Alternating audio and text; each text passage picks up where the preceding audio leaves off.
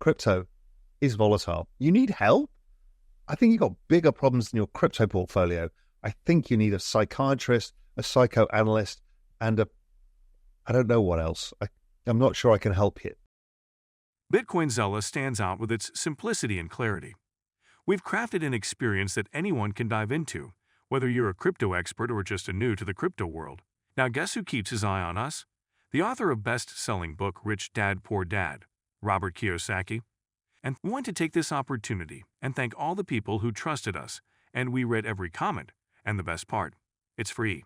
Subscribing now means you will get all new information for free. Don't just follow the trends, stay ahead of them. Subscribe to Bitcoin Zella today and enjoy the new edge. Meet Raoul, your go-to crypto enthusiast, ready to guide you through the digital frontier. Discover how to spot genuine opportunities, navigate market twists, and catch the next big trends. Tune in for an exciting journey and unlock a treasure trove of insights. I've talked about this a lot. If you can simplify everything at this point in the cycle, it's about the dollar. When the dollar weakens, liquidity conditions will increase and the world will be a better place and your bags will go up. Whatever bags you hold, literally anything. And so what we are doing is repeating the Trump cycle from 2017. Trump came in, the dollar had been going up, everyone was freaking out about tariffs, their inflation rates have been going up. Trump comes in, says, I want a weaker dollar, and rates went down all the way through, even though the Fed were raising rates. We're seeing the same thing today. It's mirroring it. The dollar will weaken. It's very important the dollar weakens because the dollar is the liquidity provision for the entire system. And it's the dollar that drives global M2 that you guys know about. Sorry, I'm just going to pour myself a fresh glass. Feel free to pour yourselves a glass while you're going through this, because there's quite a few charts to get through, and they're important. There's nothing like a glass of champagne to focus one's mind. Okay, so global M2 is following the exact pattern. Now, I've gone through these charts before, but you guys have memories of a goldfish, or you just panic and forget everything I've ever told you. So I'm trying to anchor you on some understanding, which is a tough ask, frankly, but I'm doing my best. And Julian went through these as well. So it's not like the first time you've seen them, but you'll act like it is. And you're like, oh my God, that's amazing.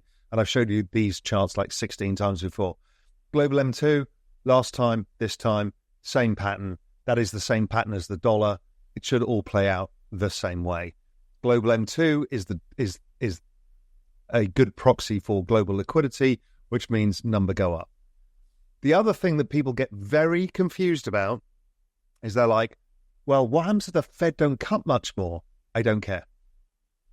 What happens if rates don't go down a lot? I don't care.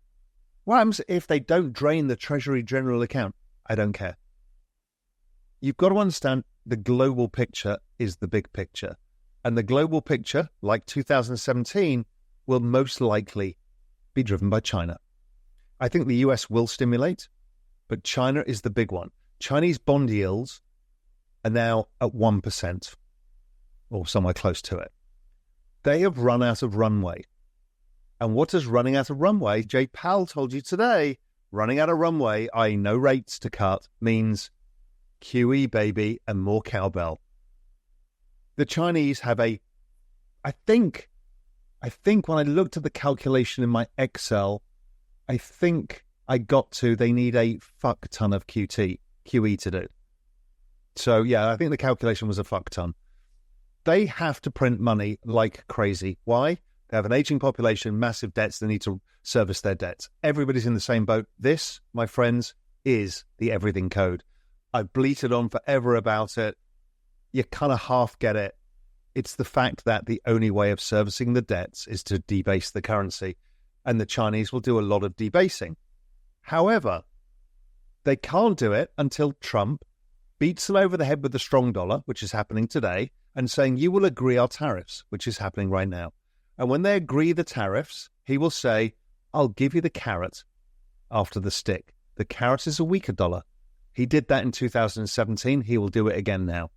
The weaker dollar plus the lack of spending from Doge, i.e. the lowering of spending, will mean that rates come down as well. And what we get is the banana zone, the next phase. It is all to play for. There is nothing else going on. There is nothing to panic about. There is nothing wrong. It is all a piece of beauty. Bitcoin is showing a new sign of strength as it breaks free from a 4-year bullish megaphone pattern. This pattern, also known as a broadening wedge, has created a unique step-like accumulation structure with higher highs and lower lows that set the stage for a potential parabolic rise. Analysts believe that a breakout above the pattern's upper boundary could propel Bitcoin toward record price levels. Market analyst Dirk van Leiden has highlighted a clear pathway with several accumulation phases marking key turning points. The first phase ended a prolonged bear market, while the second phase acted as a bear trap, shaking out weak hands. The third phase saw a clear expansion, forming higher highs that confirmed the emerging pattern. The final consolidation, or base 4, now signals that Bitcoin is ready for its next big move.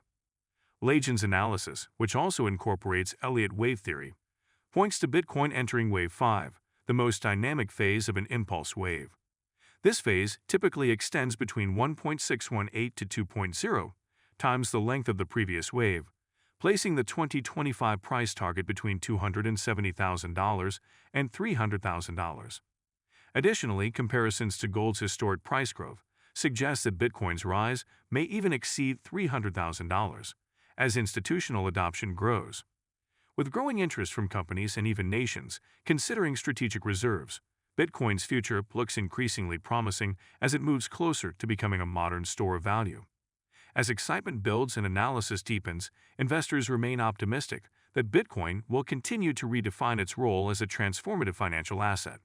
I hear all of the bullshit on Twitter. Alt season is cancelled. There's too many tokens. It's never going to happen. Everything's changed. The ETF. And la, la, la, la, la, la, la, la. Not true. It will happen. It may not take your bags higher, but that's because you're a shitty asset allocator and you need to do a better job. So, we've all got our failures. I mean, I've got a few things in my wallet that are down enormously and I pretend that I don't see them because they're only in my small bag, which was like less than 5% in mine, so I don't really care. Global M2 versus Bitcoin. Every time it breaks out, Bitcoin breaks higher, obviously. So we've talked about that before. We've done that chart. We're on that chart. The business cycle is picking up. New orders are screaming higher. The business cycle is the driver of global earnings. Global earnings get recycled into risk. Recycling into risk means risk assets like small cap stocks through to commodities, through to alts in crypto go higher. The business cycle has only just started. A number above 50 for the ISM is expansion of the business cycle. We've just had our first print since God knows when of this going on the upside through 50. The last time was 2020. So we've got the cycle to play out. We are nowhere near the peak in the cycle, which I'll come to in a sec. New orders, less inventories. This is a 3-month lead, screaming even higher. The business cycle is going to pick up fast. And financial conditions, the dollar, oil, rates, they say, well, it should go to at least 55.6, but that would be low for the ISM because guess what? We think the dollar goes lower, rates go lower, and oil goes lower. So that should push this up into the 60s, which extends the cycle further. So we're at least 9 months away from a cycle peak. So it is very interesting where we are. It is all very positive. When we look at the overbought, oversold indicator of where we are in the cycle with crypto, we're nowhere near overbought. We're just starting. Bitcoin, every time the ISM peaks, Bitcoin peaks. When the ISM breaks 50, Bitcoin accelerates. We are at the acceleration phase, not the peaking phase. Anybody who tells you otherwise is a fucking moron. So, we're at the acceleration phase. We've got liquidity coming. The ISM is not going to peak until the end of the year, maybe even into 2026. There is nothing, literally nothing to concern yourself. Here's the ISM and a kind of detrended, some fancy thing that Julian does with this. Gives you a pricing model of Bitcoin I mean, if the ISM goes up to 60, where it should be going, I mean, we're talking Bitcoin in the 250, 350, whatever thousand level. We ain't even started. Oh, and altcoins will outperform Bitcoin. Here's altcoin's percentage of total market cap. Now, I've shown you this chart maybe 58 billion times, and you forget it every time. I don't know what drugs you guys are taking, but maybe a little less, so to increase your memory bandwidth would be somewhat helpful to me, because it's tiring to show you the same chart and you forget it every second. So what we have here is altcoins as a percentage of Bitcoin total market cap. As ISM goes up, people go out the risk curve. Sorry, speaking with a mouth full, that's not actually very civilized, I get it. I'll probably start vaping later and you can insult me for that as well. But Teresa, so good. Goes so well with champagne. So basically, we've just crossed 50 in the ISM. That doesn't mean instant alt season right now. Give me my alts. Where's Banana Zone? Banana Zone's not happening. The Banana Zone's failed. You've slipped on the banana skin. Shut the fuck up. It takes time. Bitcoin has recently come under scrutiny as its on-chain data fails to match the highs seen in 2021. Critics argue that the current trading volume does not support hopes for another bull run. However, Changpeng Zhao, former CEO of Binance, offers a different perspective.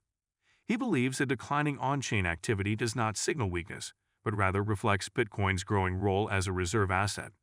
As successful Bitcoin ETF continue to attract investors, many new funds are flowing into these vehicles instead of moving directly on the blockchain. This shift means that much of the activity remains off-chain, leaving traditional metrics looking gloomy. Zhao explained that high fees and long block times have pushed Bitcoin into a storage asset, rather than a daily transactional tool. While some are concerned by the apparent drop in on-chain volume, this new trend may not be a bad sign after all. According to his view, Bitcoin's steady transformation into a reserve asset could signal long-term stability and growth. Some experts, like Chris Kuiper from Fidelity's crypto unit, support this observation, suggesting that reduced mempool activity is linked to the rise of ETF rather than a genuine decline in usage. Bitcoin's future remains very cautiously optimistic. If you've been with us so far, a big thank you. Don't forget to subscribe for free to Bitcoin Zella for your daily news. The link is waiting below. That's all for today's crypto news. Stick around for more updates, insights, and analysis on cryptocurrencies. Share your thoughts in the comments, like this video, and subscribe for more exciting content.